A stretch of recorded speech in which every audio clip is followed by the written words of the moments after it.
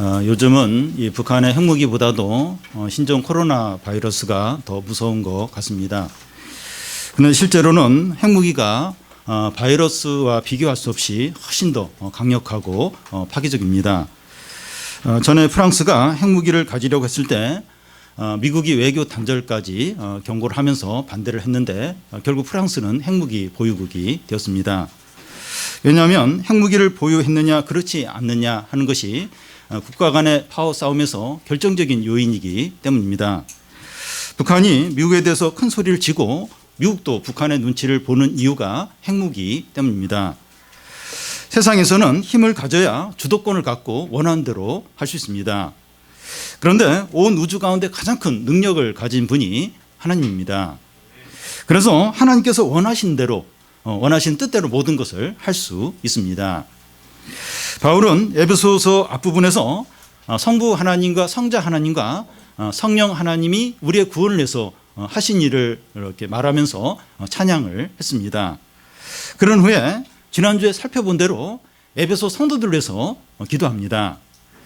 그런데 바울의 기도는 현실적인 필요를 채워달라는 것이나 또 어려움을 해결해 달라는 기도가 아니었습니다. 대신에 지혜와 계시의 성령을 주셔서 하나님을 알게 해달라는 겁니다. 우리의 영안이 열려서 부르심의 소망이 무엇인지, 영광스러운 기업의 풍성함이 무엇인지 알게 해달라는 겁니다.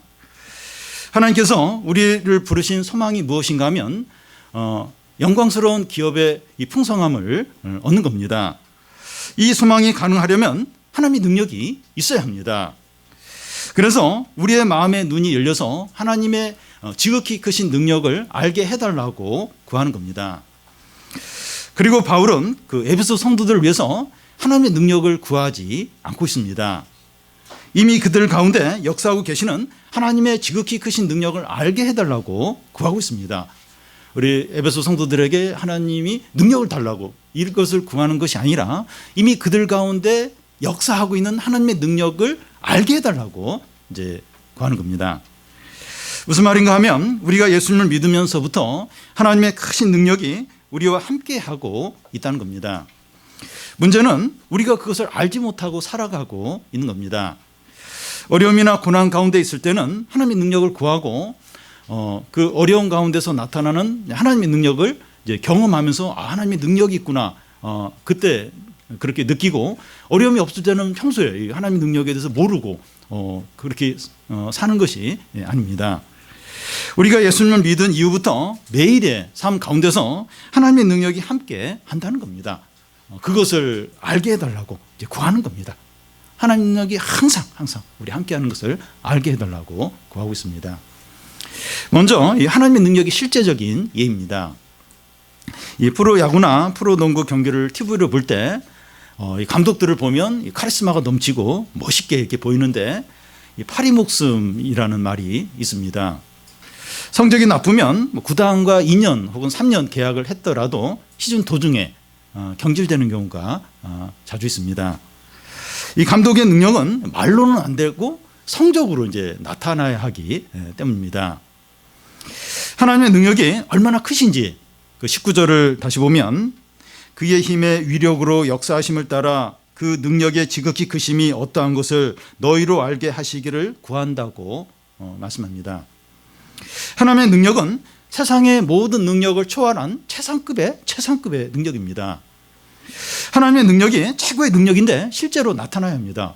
하나님의 능력이 최상급의 능력이라고 하는데 그게 뭐 실제로 이제 안 나타나면 그게 이제 소용이 없게 됩니다. 어떻게 이게 나타납니까? 20절을 보면 그의 능력이 그리스도 안에서 역사하사 죽은 자 가운데서 다시 살리시고 하늘에서 자기의 오른편에 앉히사. 하나님의 능력은 죽은 자를 살리는 능력입니다. 모든 사람은 죽게 돼요. 사람들 중에서 죽음을 피해갈 수 있는 사람은 아무도 없습니다. 이 신종 코로나 바이러스 때문에 온 나라가 지금 패닉 상태에 빠져 있습니다. 왜 사람들이 두려워합니까? 이 감염자 중에 3% 정도만 치사율이 3% 정도인데 그래도 감염이 되면 죽을 수 있기 때문에 두려워하는 겁니다. 사람은 한 번 죽으면 다시 살아날 수 없습니다. 모든 사람이 죽음 앞에서 무릎을 꿇습니다. 그런데 성경에 보면 하나님께서 죽은 자를 살리시는 것을 볼 수 있습니다. 엘리야를 통해서 이 사렙다 과부의 죽은 아들을 살리셨고, 또 엘리사를 통해서 수넴 여인의 죽은 아들을 살리셨고, 또 예수께서 해당장 야이로의 죽은 딸을 살리셨고, 이미 죽은 지 사흘이 된 나사로를 살리셨습니다. 바울을 통해서 창문에 걸터 앉아 있다가 졸다 떨어진 청년 유두고를 살리셨고, 또 베드로를 통해서 죽은 다비다를 살리셨습니다. 죽은 자를 살리는 것이 가장 큰 능력이죠. 뭐 여러 가지 능력이 있는데 죽은 자를 살렸다, 가장 큰 능력입니다. 하나님의 능력은 죽은 자를 살리는 실제적인 능력입니다. 하나님 진짜 능력 있나? 죽은 자를 살리는 그런 실제적인 능력을 갖고 계십니다. 그런데 앞에서 예로 든 사람들은 죽었다가 살아났지만 다시 다 죽었어요. 앞에 여러 명을, 하나님이 살린 여러 명의 사람들을 이제 예를 들었는데 죽었다가 살아났어요. 근데 다시 그들은 다 죽었습니다.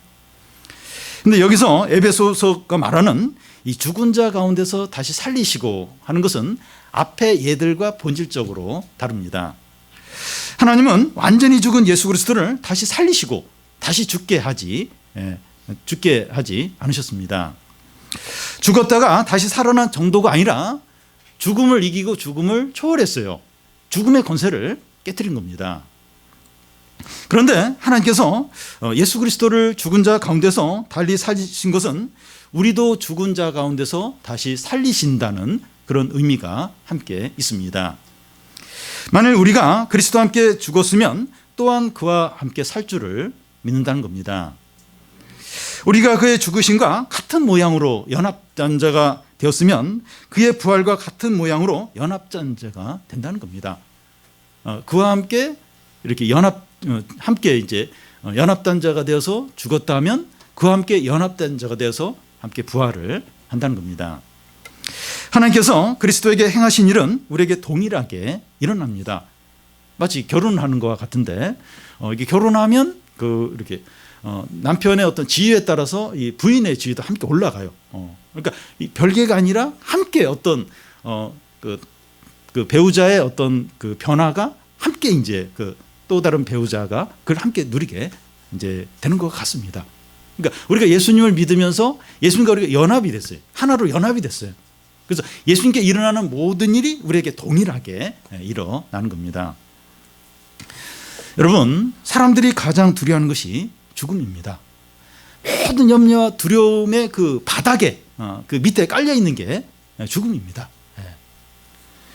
경제적인 어려움이 생기면 굶어 죽을 것 같고, 몸이 아프면 병들어 죽을 것 같고, 또 전염병이 유행하면 걸려서 죽을 것 같은 그런 두려움이 있습니다. 이 중국 우한에 있던 교민들이 이틀 전에 한국에 돌아와서 진천하고 아산에 2주간 격리된 채 머물게 되는데 이제 처음에 그쪽 주민들이 격렬하게 반대를 했습니다.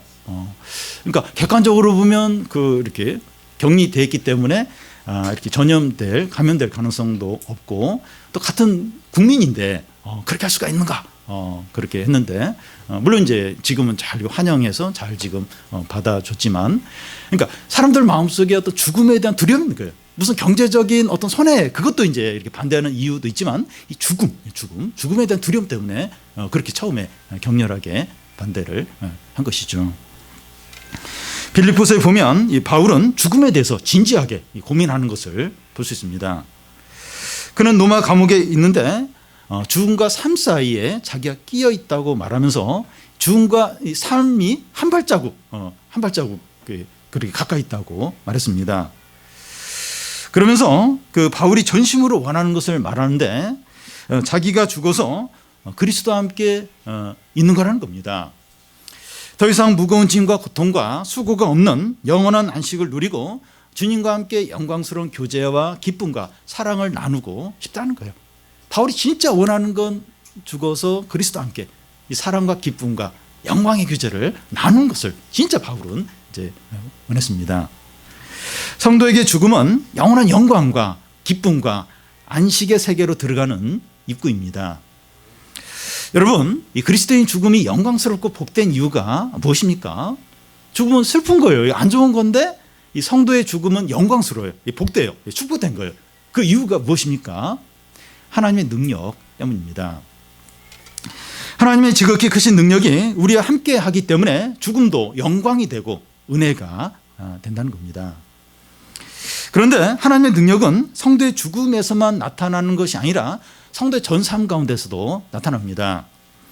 우리가 그리스도인이 될 때뿐만 아니라 그리스도인이 된 후의 삶 가운데서도 나타나고 죽을 때도 나타납니다. 그러니까 하나님의 능력은 우리가 예수 믿을 때 그때 나타나요. 그 믿은 이후의 삶 가운데도 나타나고 죽을 때도 하나님의 능력이 나타납니다. 우리는 하나님의 크신 능력이 성도의 전 삶 가운데 나타난다 하는 것을 성경의 여러 예를 통해서 알 수가 있습니다. 이 출애굽한 이스라엘 백성이 광야에 40년간 돌 때 하나님의 능력이 성도의 삶 가운데 어떻게 나타나는가 하는 것을 잘 보여줍니다. 광야는 낮에는 덥고 밤에는 너무 춥고 먹을 양식도 없고 물도 없는 곳입니다. 그런데 하나님께서 낮에는 구름기둥으로 밤에는 불기둥으로 40년간 인도를 하셨고 40년간 하루도 빼놓지 않고 만나를 내려주셨고 안식일 날은 안 내려줬어요. 근데 그 전날 2배로 이제 내려주셨고 또 그들의 옷과 신이 40년간 닳아서 떨어지지 않게 하셨고 반석을 쪼개서 물을 마시게 하셨습니다. 하나님의 능력이 10가지 재앙이 임할 때나 홍해가 갈라질 때 그때만 나타나는 것이 아니라 하나님의 백성의 전 삶 가운데 처음부터 끝까지 하나님의 능력이 나타났습니다. 왜 하나님의 능력이 성도의 전 삶에 이제 함께 하는 게 필요한가 하면 이 하나님의 능력이 한순간이라도 붙들지 않으면 살 수가 없기 때문입니다. 그러니까 광야에서 사는 거 똑같아요. 우리의 삶이 지금 광야에 사는 것처럼 너무 불안한 거 아무것도 없을 수 있는데 하나님의 능력이 처음부터 끝까지 함께 하면서 인도를 합니다. 그렇지 않으면 살 수가 없는 거예요. 광야에서 어떻게 살아요? 근데 하나님의 능력이 처음부터 끝까지 함께 하기 때문에 광야 같은 인생 가운데서도 우리가 살 수 있는 겁니다. 우리가 공부를 하거나 운전을 하거나 직장 생활을 하거나 집안일을 하거나 사람을 만날 때도 하나님의 능력이 함께합니다. 우리가 그것을 못 느낄 뿐이에요. 그걸 인식을 못해서 그렇지 항상 하나님의 능력이 함께합니다. 여러분, 하나님의 능력이 우리 죽음 가운데서도 함께한다면 우리의 고난과 재난과 질병과 큰 어려움 가운데 더더욱 함께하죠. 이 죽음이 가장 절망적이죠. 가장 그 힘든 그런 부분인데 그 가장 절망적인 가운데서도 하나님의 능력이 함께한다면 우리의 삶, 고난과 어려움과 여러 가지 힘든 가운데 더더욱 하나님의 능력이 함께합니다. 우리가 사망의 음침한 골짜기를 지날지라도 두려워하지 않는 이유가 하나님이 함께 하시기 때문이죠. 하나님 능력이 함께하니까 두려워하지 않는 겁니다. 어떤 상황에서도 두려워하거나 염려하지 않아야 합니다. 우리와 함께 하시는 하나님의 지극히 크신 능력을 알라는 겁니다. 그러니까 모르니까 자꾸 두려워하고 염려한다는 거예요. 죽은 자를 다시 살리셨어요. 죽은 가운데 하나님의 크신 능력이 함께합니다. 예수 그리스도를 살리셨고 우리도 살려요. 죽은 가운데 하나님이 능력이 함께합니다. 그렇다면 우리의 인생 가운데 죽음 같은 그런 고통은 없죠. 아무리 힘들어도 죽음 정도는 아니에요. 더더욱 하나님의 능력이 함께한다는 거예요. 그것을 알라는 거예요. 그것을 모르면서 이렇게 두려운 가운데 살지만 그걸 알라는 거예요. 하나님 능력이 함께한다는 걸, 그 능력을 알라는 거예요. 성령께서 계시와 지혜를 주셔서 우리가 그것을 알라는 거예요. 그것을 알고 누리라는 겁니다. 다음은 하나님의 지극히 크신 능력의 다른 하나는 예수 그리스도를 죽은 자 가운데서 다시 살리실 뿐만 아니라 하늘에서 자기 오른편에 앉히시는 겁니다. 신년이 되면 각 대기업에서 임원 인사 이동이 있습니다. 주요 대기업 사장단의 이름이 언론이 보도가 되는데 사람들의 관심은 여성 임원이 몇 명이 되느냐, 또 최연소 그 임원, 또 사장단의 나이가 몇이냐, 여기에 관심을 갖습니다. 하나님께서 예수 그리스도를 어떤 자리에 앉히시는가 하면 20절 끝에 보면 하늘에서 자기의 오른편에 앉히십니다. 보통 대통령이 그 장관들하고 긴 어떤 큰 탁자에서 회의를 할 때 대통령 옆에 앉는 사람은 국무총리든지 대통령 다음으로 이렇게 영향력 있는 그런 장관이 그 옆자리에 앉습니다. 이 하나님의 오른편에 앉히사 하는 것은 이 장소적인 의미가 아니라 이 하나님과 같은 위치에 있는 것을 말하고 하나님의 그 전권을 위임받아서 행하는 것을 말합니다. 요셉이 애굽에서 총리가 되었을 때 애굽 왕이 무슨 말을 하는가 하면 내가 너보다 높은 것은 보좌뿐이다 하면서 내 허락 없이는 애굽에서 혀를 놀릴 자가 없다고 그런 말을 합니다. 요셉은 애굽의 총리로서 정권을 이제 향하는 겁니다. 하나님께서 예수 그리스도께 그렇게 하신 겁니다. 예수께 모든 능력과 권세를 다 주어서 세상의 모든 것들을 다스리고 주관하게 하신 겁니다. 그러니까 하나님 보좌 우편에 앉혔다. 이건 하나님의 모든 능력과 권세를 예수께 다 주어서 모든 걸 다 다스리도록, 모든 걸 다 지배하도록, 주관하고 심판하도록 이제 하시는 것을 말합니다. 우리가 예수님을 부르는 호칭 중에 주님이라는 게 있는데요. 예수님이 어떻게 주님이라는 호칭을 갖게 되었는가 하면 죽은 자 가운데서 부활하셔서 하나님의 보좌 우편에 앉히심으로 얻게 된 이름입니다. 물론 예수님이 죽고 부활하시기 전에도 뭐 주님이라고 부르긴 하지만 진짜 이 주님의 이름은 이렇게 죽은 자 가운데서 다시 부활하셔서 하나님 보좌 우편에 앉으셔서 그러면서 온 세상을 다스리고 주관하고 심판하시는 그렇게 할 수 있는 그 호칭이 이제 주님입니다. 빌립보서 2장에 보면 어떻게 예수 그리스도가 주님이 되셨는가 하는 것이 나옵니다. 예수 그리스도는 자기를 비워 종의 형체를 가졌고 자기를 낮추시고 죽기까지 복종을 했습니다. 예수 그리스도가 사람이 되신 것만 해도 한없이 자기를 낮춘 거예요. 너무나 자신을 낮춘 겁니다. 군대에서 스타가 1등병이 되는 거 그것보다 더 낮아진 게 예수님이 하나님의 아들이 사람이 되신 것인데 그게 전부가 아니라 고난을 받으시고 멸시를 당하시고 온갖 수치와 버림을 당하시고 십자가에서 죽기까지 하셨습니다. 그런데 하나님이 이런 예수 그리스도를 다시 살리셨어요. 지극히 높이셔서 모든 자들이 예수님 앞에 무릎을 꿇게 하고 모든 입이 예수를 주라 시인하게 했습니다. 모든 자들이 원하건 원하지 않건 예수님을 예수께 굴복하고 주님이라고 이제 부르게 하신 겁니다. 그러니까 원하는 자들은 예수를 믿는 자죠.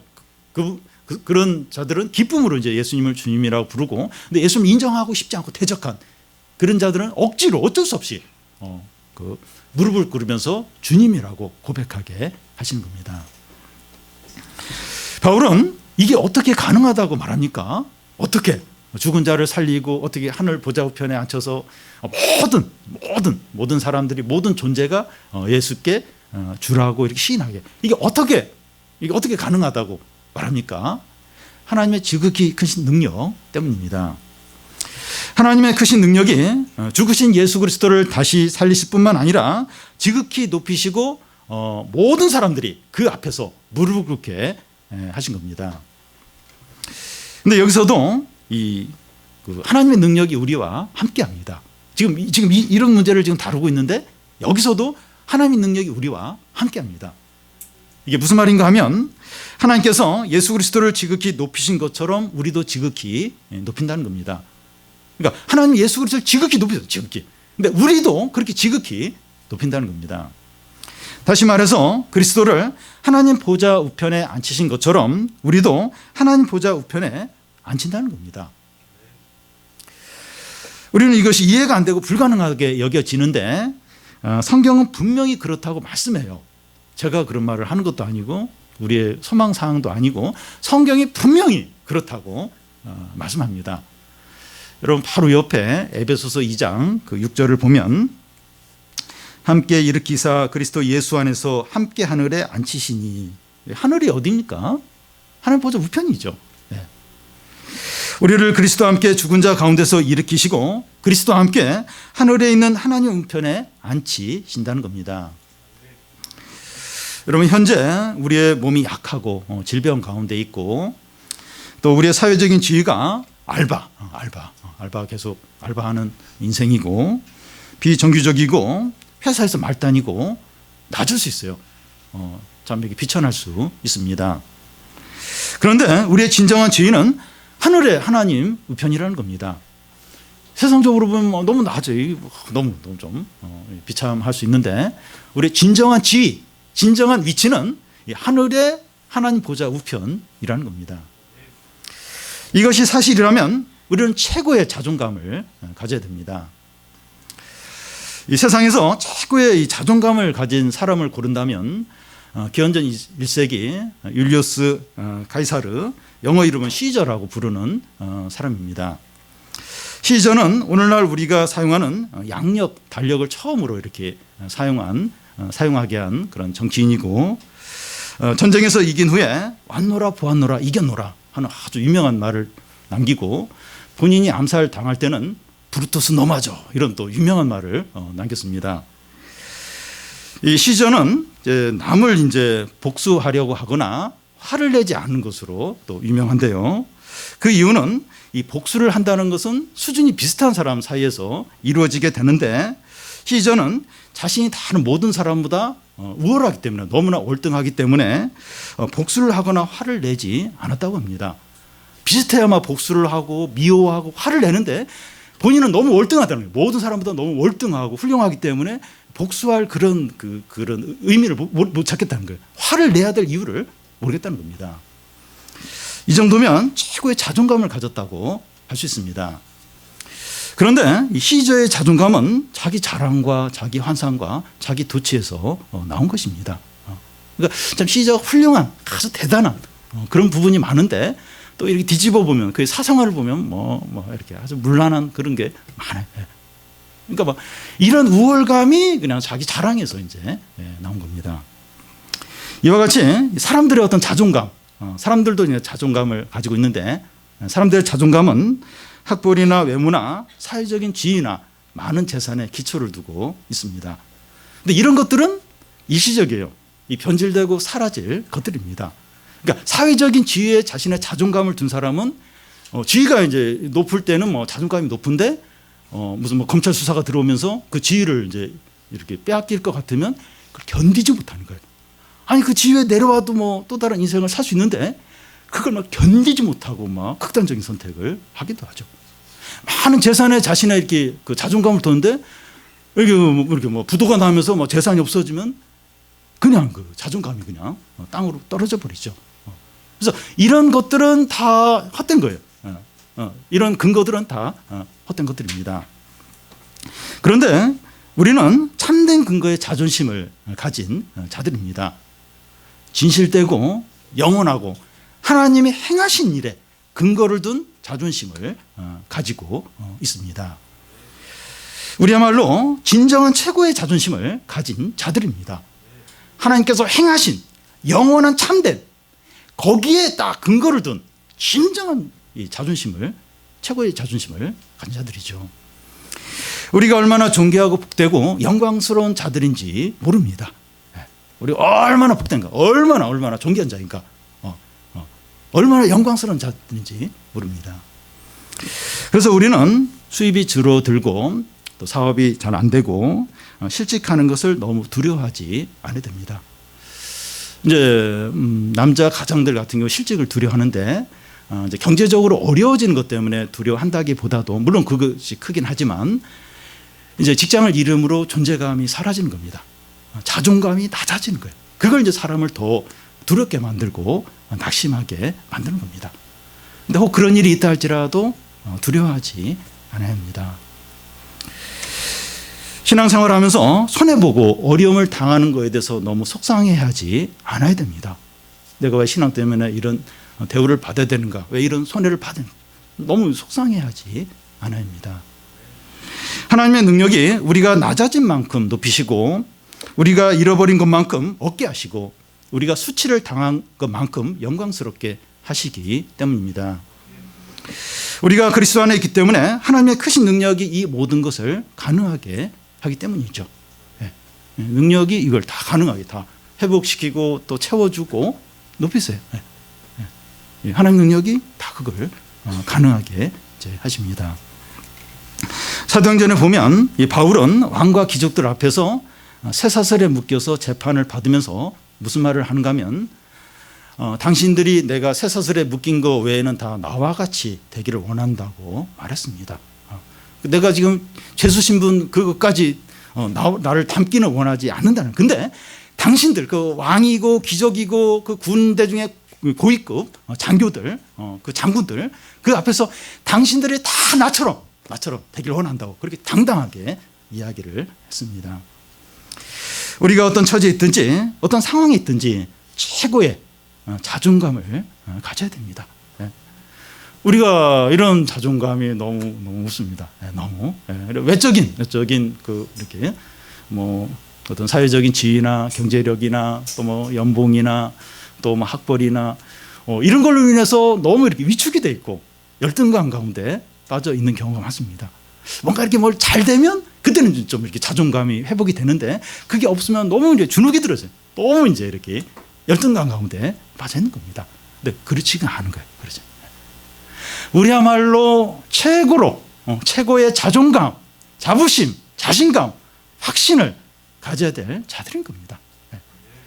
이 세상사람이 갖는 이 자존감, 그 근거 보면 다 일시적이에요. 다 이렇게 변질될 것들이에요.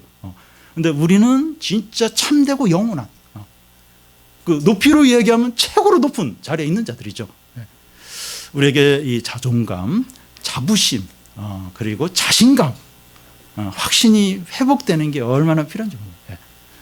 여러분, 이게 회복이 돼야 이렇게 막 사람들에게 화를 내거나 막 복수를 하거나 또 그리고 막 죄의 유혹이 있을 때 그 흔들리지 않게 돼요. 내가 이렇게 존귀한 자인데 저런 유혹에 넘어가면 되겠는가? 저런 죄를 지으면 되겠는가?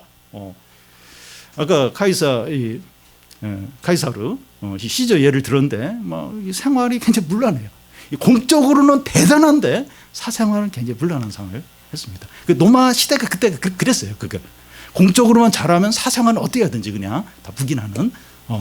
근데 우리야말로 이 최고의 자존감을 가진 자들이죠. 하나님이 하신 일에 기초를 둔 죄의 유혹에 와도 내가 이런 유혹에 넘어갈 그런 참 하찮은 자인가? 그렇지 않다는 거예요. 그리고 막 화를 내거나 누굴 미워하고 내가 이제 이렇게 존귀한 자인데 내가 막 화를 내고 막 같이 싸우고 그건 어울리지 않는다는 거예요. 우리야말로 최고의 자존감을 가지고 자부심을 가지고 너무 이렇게 아름답게 영광스럽게 사시는 자들이죠. 우리가 좀 내가 얼마나 귀한 자인가, 얼마나 복된 자인가 이걸 깨닫기를 바랍니다. 성령께서 계시와 지혜의 영을 주셔서 우리가 얼마나 존귀한 자인가, 복된 자인가 깨닫고 그렇게 좀 살도록, 그렇게 복된 삶을 살도록 살기를 바랍니다. 마지막으로 이 하나님의 보좌 우편에 앉는 것이 어떤 것이냐 하는 겁니다. 21절을 우리 같이 한번 읽어보겠습니다.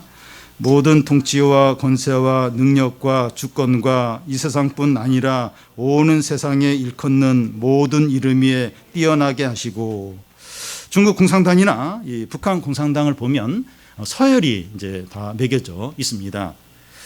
이 북한의 공산당 전체 회의 하는 장면을 보면 주석단에 앉아 있는 사람들의 포스가 대단합니다. 서열이 높을수록 힘과 권세와 지배력을 갖고 중요한 요직을 차지합니다. 예수 그리스도께서 하나님 보좌 우편에 앉으셨다고 하는데 서열로 말하면 제일 첫 번째 서열입니다. 세상에서의 서열은 상대적인 서열이죠. 근데 예수님의 서열은 그런 상대적인 세상의 서열과 다른 절대적인 서열이십니다. 통치와 권세와 능력과 주권은 천사나 영적인 존재를 말합니다. 바울은 그 에베소서 뒷부분에서 이 우리의 싸움은 혈과 육을 상대하는 것이 아니라 통치자들과 권세자들과 세상의 어둠의 주관자들과 하늘에 있는 악한 영들과의 싸움이라고 말했습니다. 이 세상에는 악한 전사의 사단이 존재할 뿐만 아니라 적극적으로 활동을 하고 있습니다. 사단은 사람을 직접 죽이지는 못하지만 간접적으로 사람들이 탐욕과 온갖 죄악과 SNS에 세속적이고 음란한 문화에 빠져서 망하도록 하고 있습니다. 사단이 모든 문화를 다 점령했어요. 스마트폰에 있는 모든 걸 다 이렇게 주관한다고도 할 수 있어요. 얼마나 많은 이 청소년과 이 젊은이들의 마음을 사로잡고 그래서 결국은 이제 결국 죄 가운데 빠져서 망하도록 그렇게 유도하는지 모릅니다. 독재자나 권력자들을 부추겨서 뭐 전쟁을 일으키게 한다든지 악한 범죄를 꾸미도록 그렇게 충동질을 하고 인기 연예인이나 유명한 가수들을 충동질해서 사람들이 하나님으로부터 떠나고 죄 가운데 빠지도록 그렇게 유도를 합니다. 그러니까 사단은 모든 걸, 모든 문화 또 뭐 스포츠 모든 걸 통해서 그 마음을 하나님으로부터 멀어지게 만들어요. 그리고 죄를 이제 좋아하도록 그리고 원하는 대로 하도록 즐기도록 그래서 이제 다 이렇게 지옥에 가도록 그렇게 유도를 하고 충동질을 합니다. 모든 걸. 우리가 이제 교회 오기 전에 이제 이렇게 막 이 세상 문화, 뭐 스마트폰 이런 걸 막 하다가 교회 와서 예배를 드리면 불시착하는 것 같아요. 딴 세상. 왜 졸음이 올까? 어제 일찍 잤는데 왜 졸음이 올까? 어떻게 마음이 이게 다 이제 세상에 너무 익숙한 거예요. 이 하나님 말씀과 이 하나님에 대해서는 너무 어색한 거예요. 너무 낯선 거예요. 하나님을 인정하지 않고 하나님을 대적하고 그런 세상 가운데 모든 게 익숙해요. 생활이나 마음이나 생각이 다 익숙해요.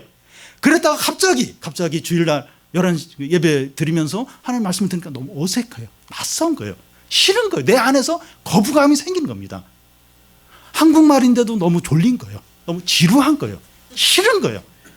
왜냐하면 내 마음이 이미 이 세상과 사단의 충동질과 사단의 말들과 사단이 지시하는 어떤 삶의 방식에 너무나 익숙해져 있는 거예요. 하나님은 너무나 어색해요. 하나님 말씀 너무 어색해요. 사단이 이미 모든 여러분 한번 TV나 뭐든지 보십시오. 뭐든지 보면 뭐 여러 가지 뭐 인권이나 뭐 여러 가지 자유나 또 뭐 개성이나 뭐 이런 이름으로 다 하나님의 어떤 주권이나 다스림을 거부합니다. 그리고 사람의 어떤 욕구나 원하는 그걸 이제 극대화시키는 그런 문화예요. 그런 문화.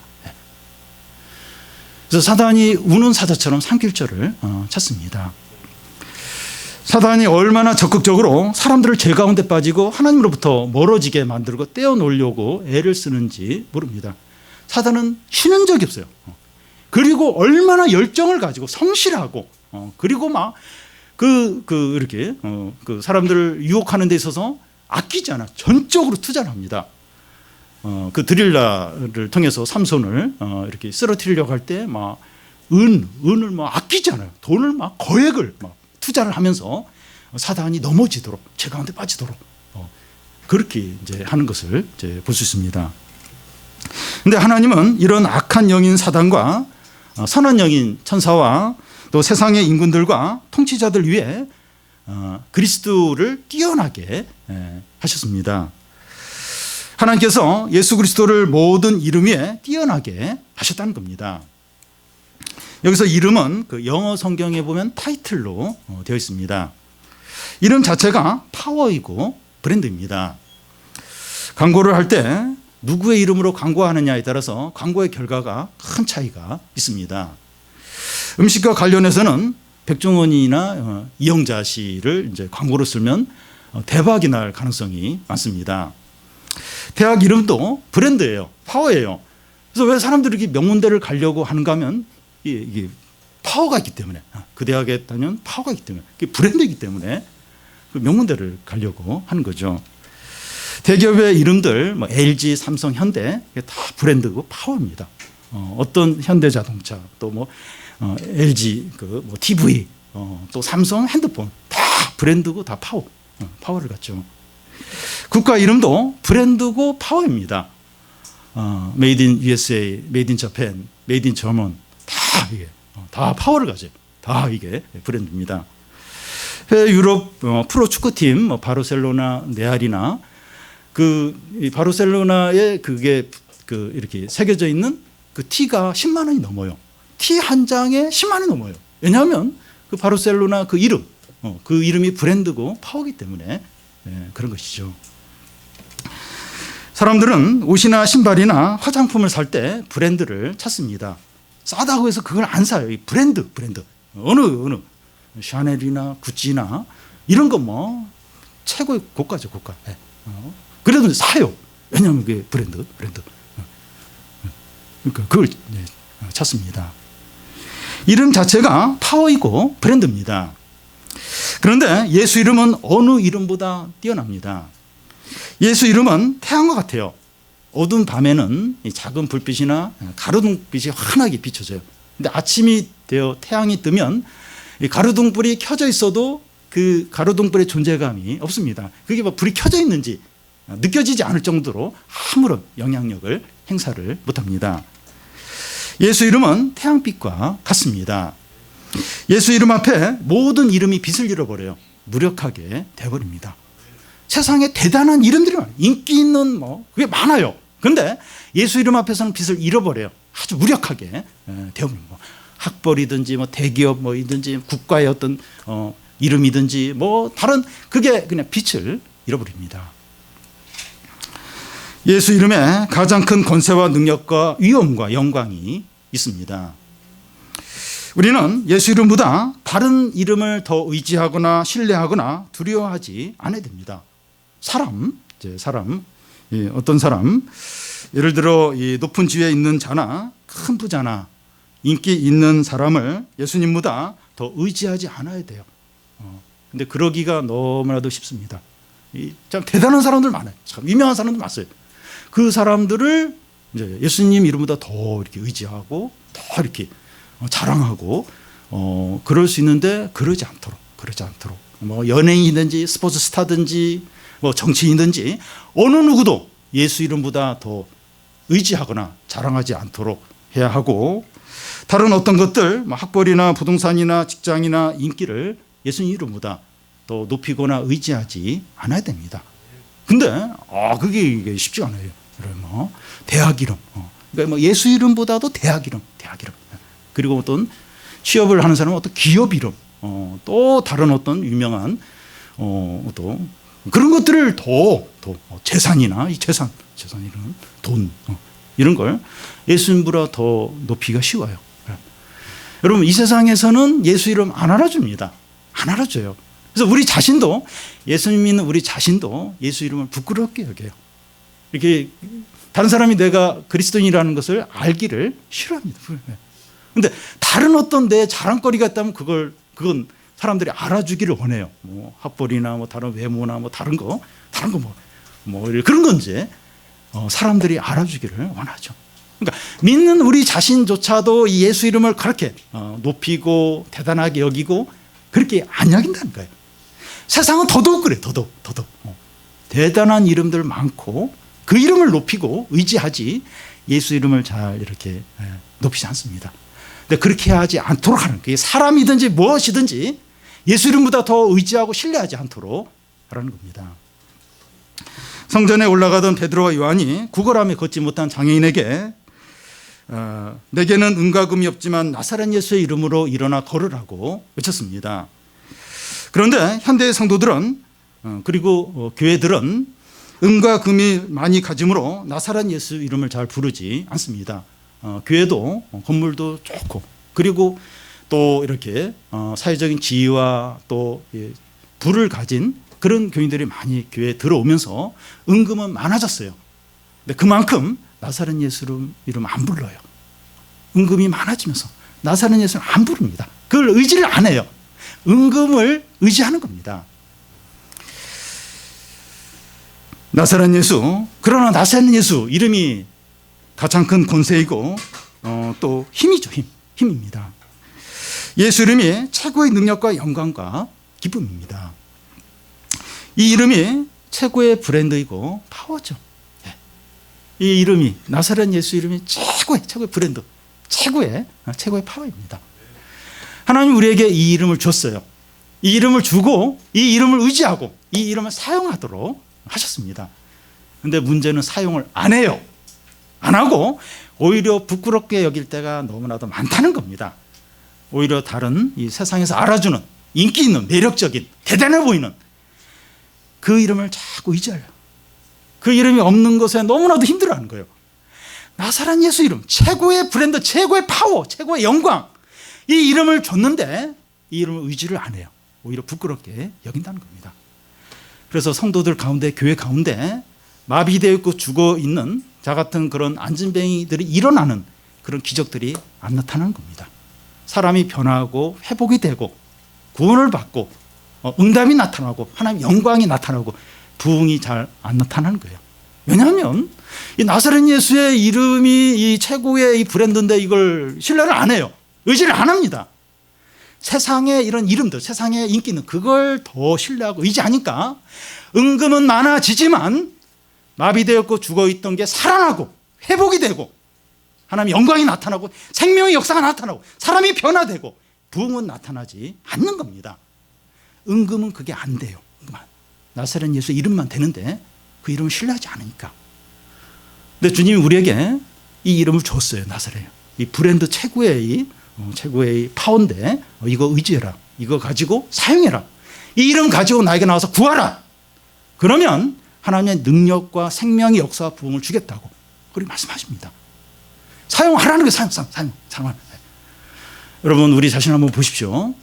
이 세상의 이름들 그걸 이렇게 많이 갖고 있으면 좀 이렇게 자존감이 높아지고 좀 파워가 생기는 것 같고 그 세상에서 알아주는 이름들이 없으면 너무 이렇게 위축이 돼 있고 열등감 느끼고 그러지 않습니까?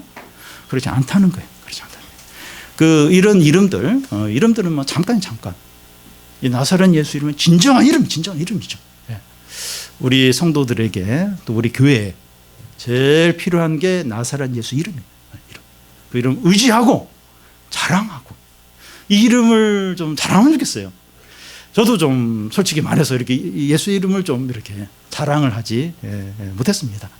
그런데 우리 이제는 이 이름을 좀 자랑하고 의지하고 이 이름을 사용하시기 바래요. 많이 최고의 브랜드.